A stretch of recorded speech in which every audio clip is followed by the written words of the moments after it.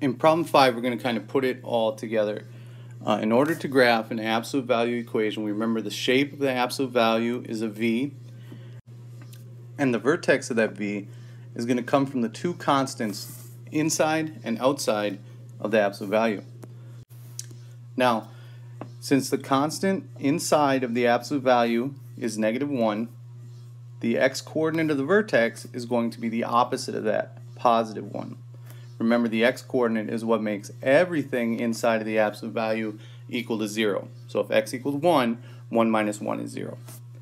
Then the y-coordinate is going to be the constant that's on the outside, the +2. Right? The opposite of what's on the inside and the same as what's on the outside. The slope of the right side is just going to be the coefficient in front of the absolute value. So exactly the same thing, 2/3. For the left side, it's going to be the opposite of that, -2/3.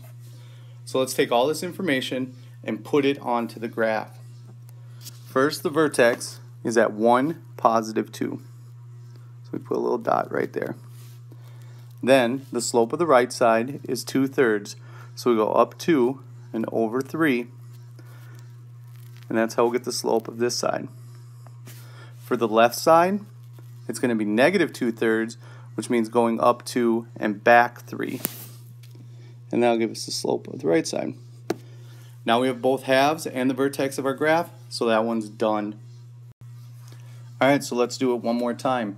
Remember, the vertex is going to come from what's inside and outside, the two constant pieces.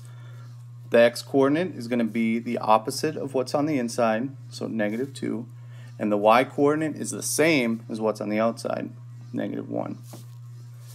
The slope of the right side is going to come from the coefficient.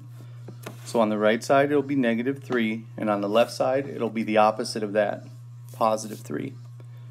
Now take everything and make a graph out of it.